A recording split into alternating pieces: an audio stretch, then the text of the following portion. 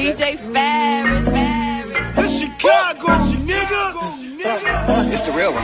Hit Mac. Only one is pulling shit. Fuck up. Let's get a sports talk. Coming off a tough loss to the Clippers on Saturday. Remember, he missed those foul shots. He's back at it last night, taking on the Sixers. Already without Ben Simmons, who's going to have surgery on his knee. And now what happens here? Keep an eye on Joel Embiid. Following the play, watch him stepping into the stanchion. And we're going to give you a closer look. Watch the ankle closely. Oh, he would go to the locker room and leave. He would not return. 6 minutes, 2 points, and now a big question mark for Joel Embiid. Take you, meanwhile, to the end of this game. Under 3 to go. Blazers are down 1. Watch Damian Lillard. Watch. Gets the contact.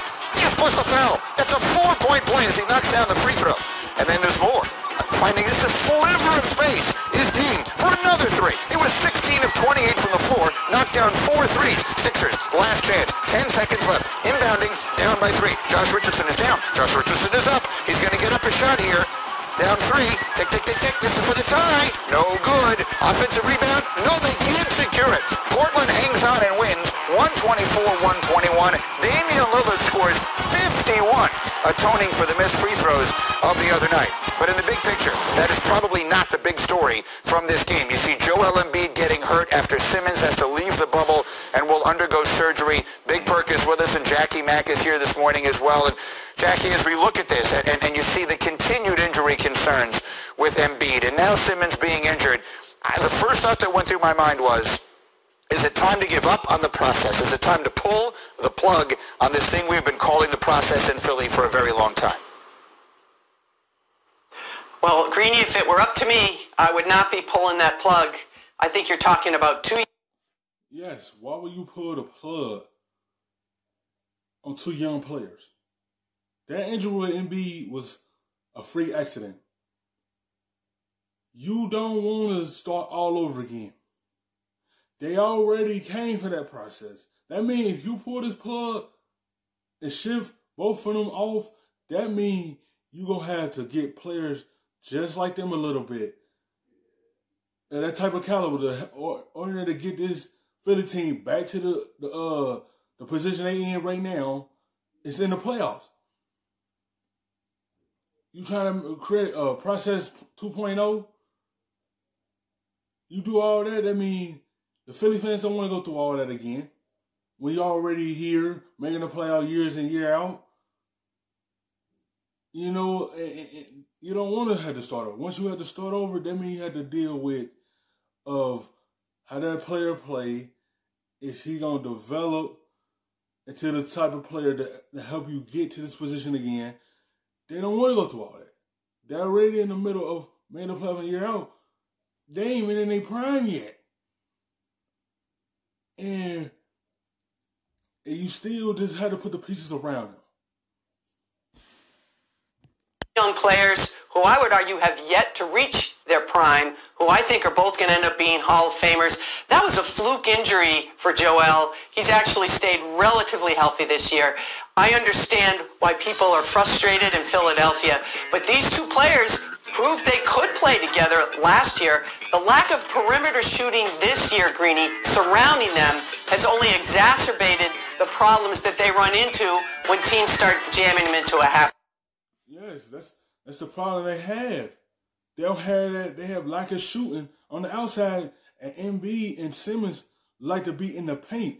So everything is cluttered because they don't have that 3-point shooting to stretch the floor to open up everything for them. So that's why it looks like they can't play together this year because of lack of perimeter shooting. Court. I would not break up Embiid and Simmons. Not on my watch. Okay, fair enough. I like that. How about you, Big Perk? Yes or no? Would you break up Embiid and Simmons if it was your decision in Philly? No, I wouldn't. I'm not breaking up Joel Embiid and Ben Simmons. Both of these guys are generational talents. And both of these guys are young studs. And like Jackie said, they haven't even reached their prime. Now, I'm going to tell you why I will have if I'm the 76ers, I would divorce Brett Brown. It's time to get a new young blood up in there. Ty Lue is the guy for the job. It's time for a new coaching change. That's the only change that I would make additional to role players on the roster. But if I'm Elton Brand in the front office of the Philadelphia 76ers, I'm keeping these two young studs together, and I'm going to find a way to make it work. I would just very quickly, Allie, if I could follow up on that. Jackie, just a quick follow-up on that if I could. The two of them, I watched them play, and yes, they're both brilliant players. I think Embiid, when he's right, is the best big man in the entire sport, and that excluding no one. But sometimes they look to me like a square peg in a round hole, or whatever. Two things don't fit together well like that, particularly in postseason time. Jackie, is that not a concern for you, that the two of them, to me at least, do not appear to be to mix in the way that we have sometimes seen the great duos? Well, Greedy, the reason you see that is because Ben Simmons, I don't know what position to call him. He's a positionless player, which is where the NBA is going. But when he was at the point guard spot, what teams do is they sag off him because they're going to dare him to shoot that three, which we all know he's been reluctant to do. When people were criticizing Joel Embiid early in the season for shooting those threes, the reason he was doing it was to open up the inside for his teammate Ben Simmons. It can work, but I stress... You see what she said? That's what he want to do. He want to bring out the players to the perimeter to be able to open things up for Ben Simmons, him as well, so he could be able to get in the lane. But when you don't have that outside present to open up things for you, you got to try to create it for yourselves. That's why it look like they can't play together when everything is mashed together, like you just mix something together. It's like we don't have nothing that could stretch the floor, and now everyone can just clog up the lane and force you to shoot the basketball. He tried to create something to open up the lane for Ben Simmons because he knows that's his strong suit.